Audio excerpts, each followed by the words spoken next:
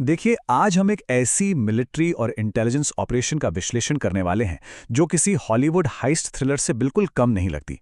हम 2026 के उस हाइपोथेटिकल पर बेहद डिटेल सिनेरियो को डिकोड करेंगे जहां आयतुल्ला अली खामेनी के असैसिनेशन की प्लानिंग की गई। एक पूरा दशक और एक जबरदस्त मास्टर प्लान। आइए इस सोर्स मटेरियल के जरिए समझते हैं कि आखिर ये सब ऑपरेट कैसे हुआ। इस जटिल जियोपॉलिटिकल कहानी को आसानी से समझने के लिए हम इसे 5 हिस्सों में बांटेंगे।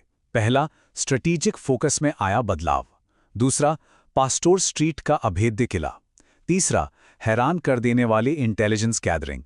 चौथा, एक हाई-टेक चूहे बिल्ली का खेल। और पांचवां, 2026 का फाइनल स्ट्राइक। तो चलिए सीधे शुरू करते हैं। Phase 1, shifting the strategic focus. Nuclear sites से हटकर सीधे सुप्रीम लीडर की तरफ रुख करना। तो कहानी शुरू होती है 2018 से। तेहरान के शुराबाद में एक वेयरहाउस था जहां से ब्लो टॉर्च का इस्तेमाल करके लगभग आधा टन न्यूक्लियर डॉक्यूमेंट्स चुराए गए। ये एक बहुत बड़ा रियलिटी चेक था। इजराइल को साफ समझ आ गया था कि सिर्फ न्यूक्लियर साइट्स तबाह करने से कुछ नहीं होगा, क्योंकि वहां की लीडरशिप उन्हें दोबारा खड़ा कर लेगी। इसलिए अगले 8 सालों में उनकी पूरी स्ट्रैटेजी बदल गई। अब उनका एक ही फाइनल टारगेट था, किसी भी तरह खामेनेई को न्यूट्रलाइज करना। Phase 2, the pastor street fortress. एक ऐसे टारगेट को भेदना जो लगभग नामुमकिन था। अब जरा इस टारगेट की सुरक्षा पर ध्यान दीजिए। जमीन पर सिक्योरिटी इतनी टाइट थी कि अंदाजा लगाना भी मुश्किल है। पूरे 3 लेयर्स का पहरा। बाहर के 500 मीटर में एलीट वलय एमिर गार्ड्स तैनात थे, जो किसी और की नहीं, सिर्फ खमेनी की सुनते थे। उसके अंदर 350 मीटर का एक और पेरीमीटर, और हर एक बिल्डिंग की अपनी अलग rapid reaction security. Mobile network jammers, drones को रोकने के लिए आसमान में लोहे के जाल, और लगातार घूमते सर्वेलेंस कैमराज। सच में ये एक बिल्कुल अभेद्य किला था। लेकिन रुकिए, असली चुनौती तो जमीन के नीचे थी। सोर्स मटेरियल बताता है कि इस कंपाउंड के ठीक नीचे एक इतना गहरा बंकर था जहां तक आने जाने के लिए सिर्फ लिफ्ट में ही पूरे 5 मिनट लगते थे। 5 मिनट का एलिवेटर राइड!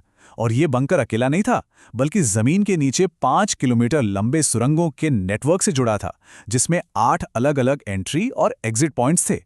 आते हैं फेज 3 पर, अनप्रेसिडेंटेड इंटेलिजेंस गैदरिंग, आसमान से निगरानी और जमीन पर एडवांस जासूसी। इस अंडरग्राउंड किले को भेदने के लिए एक बेहद एडवांस्ड एस्पियोनाज कैंपेन शुरू किया गया। आसमान में सैटेलाइट्स की पूरी एक फौज तैयार थी।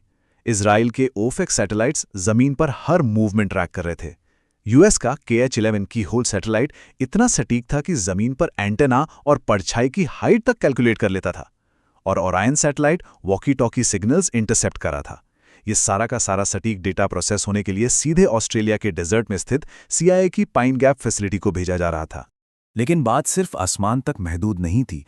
डिजिटल दुनिया में भी एक बहुत बड़ा हमला हुआ। तेहरान की सड़कों पर लगे चाइनीज ट्रैफिक कैमराज में एक रिमोट कोड एग्जीक्यूशन बग ढूंढ लिया गया था। इजराइल की एलीट यूनिट 8200 और खतरनाक NSO पेगासस स्पाईवेयर का इस्तेमाल करके उन्होंने ईरान के ही सिक्योरिटी कैमरास को उनके खिलाफ यूज किया। नतीजा क्या निकला? पूरे पास्टर स्ट्रीट कंपाउंड का लाइव विजुअल एक्सेस अब इन इंटेलिजेंस एजेंसीज की स्क्रीन्स पर था। Phase 4, the cat and mouse game. High tech surveillance का मुकाबला लो टेक डिफेंसेस से। यहां कहानी थोड़ी और दिलचस्प हो जाती है। देखिए, ईरान इन सब खुफिया हरकतों से अनजान नहीं था। एक जबरदस्त चूहे बिल्ली का खेल शुरू हुआ। एक तरफ AI और पेलेंटियर मेवेन का यूज हो रहा था, जो खामेनेई के चलने के ढंग से उनके बॉडी डबल्स तक पहचान रहा था। तो दूसरी तरफ ईरान ने काउंटर करने के लिए बड़े क्लेवर लो टेक तरीके अपनाए, जैसे बाहर से आने वाले जनरल्स की आंखों पर पट्टी बांधना, सैटेलाइट्स के ऊपर से गुजरने का टाइम पहले से कैलकुलेट कर लेना, और ट्रैकेबल सिग्नल से बचने के लिए सिर्फ फाइबर ऑप्टिक केबल्स का इस्तेमाल करना। इन सब के बीच जियोपॉलिटिक्स का भी एक बहुत बड़ा रोल था। सोर्स बताता है कि शुरू में यूएस एडमिनिस्ट्रेशन डायरेक्ट स्ट्राइक्स को लेकर हिचकिचा रही थी, पर नवंबर 2024 के इलेक्शंस के बाद माहौल थोड़ा बदला। जून 2025 में ऑपरेशन राइजिंग लायन के तहत जॉइंट एयर स्ट्राइक्स शुरू होती हैं।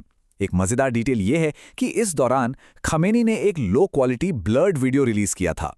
इसका मकसद वीडियो खराब दिखाना नहीं था, बल्कि CIA के ऑडियो सेंसर से अपने बंकर के वेंटिलेशन नॉइज को छुपाना था। अंत में नए जियोपॉलिटिकल माहौल का फायदा उठाते हुए आखिरकार Q1 2026 में फाइनल स्ट्राइक का वक्त तय कर लिया गया।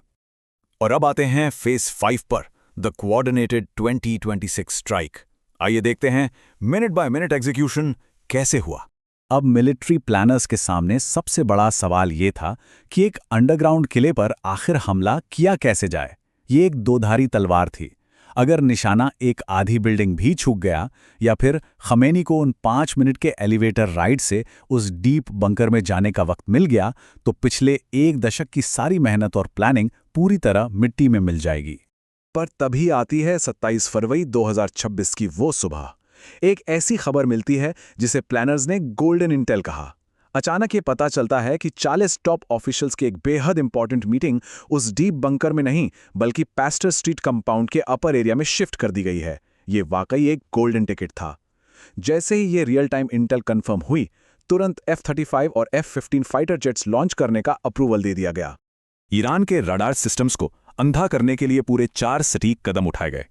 सुबह ठीक 7:50 पर आसपास के सारे मोबाइल टावर्स जैम कर दिए गए। फिर S-300 और बावर नेटवर्क्स में पहले से छुपे हुए मैलवेयर को एक्टिवेट किया गया। अगले ही पल यूएस नेवी के एयरक्राफ्ट्स ने एयर स्पेस को इलेक्ट्रोमैग्नेटिक वेव्स से पूरी तरह भर दिया। और आखिरी प्रहार था उन प्री स्मगल्ड स्लीपर ड्रोन्स का, जो सीधे एयर डिफेंस बैटरीज पर जाकर फट गए। फाइटर जेट्स के लिए रास्ता अब एकदम साफ था। जैसे ही एयर स्पेस क्लियर हुआ, ठीक 9:40 पर एक जबरदस्त प्रहार हुआ।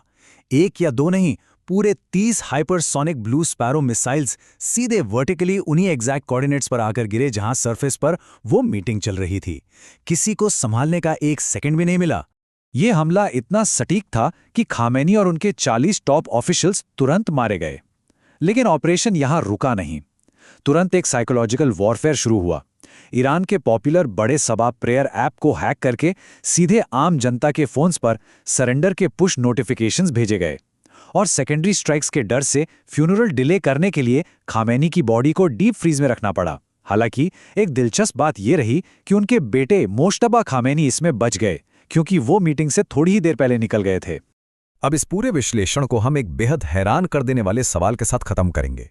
इस हमले में कुद्स फोर्स के जनरल इस्माइल कानी चमत्कारिक रूप से बच गए, और हैरात की बात तो यह है कि उनका इस तरह के स्ट्राइक्स में बचने का 10वां मौका था। तो क्या इसका मतलब यह है कि उस अभेद्य अंडरग्राउंड किले की सबसे बड़ी कमजोरी आसमान में घूमते सैटेलाइट्स या एआई नहीं थे, बल्कि खुद उनके अपने नेटवर्क के अंदर का ही कोई इंसान था? ये एक ऐसा इनसाइडर थ्रेट का सवाल है जो मॉडर्न वॉरफेयर को देखने का नजरिया पूरी तरह बदल देता है। खैर, आज के इस एक्सप्लेनर में बस इतना ही।